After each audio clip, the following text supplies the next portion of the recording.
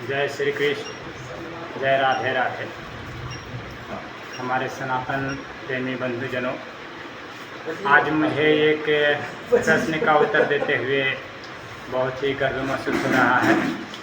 लोगों जानकारी के अभाव में लोग कुछ बातें बोलते रहते हैं। जैसे सबसे पहले बात आया कि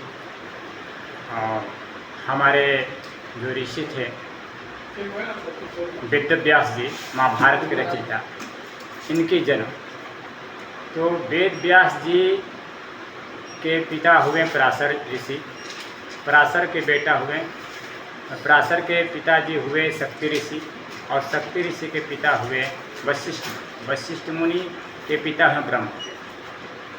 तो एक समय की बात है, द्वापर युग चल रहा था। उसी दौरान मत्स्यगंधा जो एक मछुआरे परिवार में जन्मी थी, नाम था सत्यवती। वो एक दिन नौका विहार कर रही थी। उसका काम ही था यात्री को नौका में बिठाकर इस पार से उस पार कराना। लेकिन एक दिन की बात है कि एक ऋषि जो आए, जिनका नाम पराशर था, उन्होंने उनका नौके पे बैठकर बोले कि मुझे इस पार से उस पार करा दो। उसी दौरान मत्स्यगंधा को देखकर ऋषि आकर्षित हुए और बोले कि हे देवी, मैं आपके साथ समागम चाहता हूँ, क्योंकि मेरे समागम से जो पुत्र उत्पन्न होगा ये भविष्य की धरोहर होगा। मत्स्यगंधा ये बात सुनकर विचलित हो जाती है, बोलती ये संभव तो नहीं है, ये क्या कह रहे हैं, ये सही चीज़ नहीं है।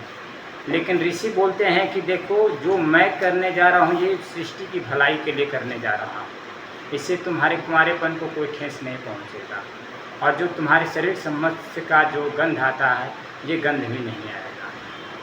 और उन्हीं के समागम के द्वारा जो पुत्र उत्पन्न हुआ, जिनका नाम वेद व्यास पड़ा, वही वेद व्यास जिनका लालन पालन जंगल में हुआ, और वो कठोर एक तपस्वी हुए।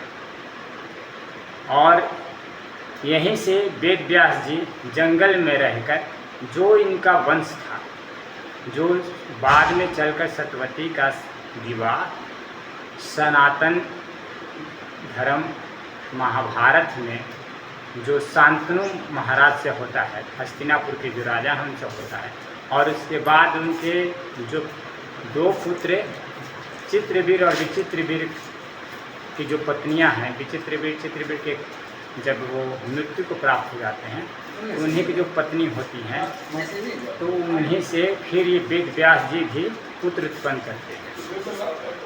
धन्यवाद। राधे राधे। सभी सनातन बंधुओं को एक बार जय श्री कृष्ण।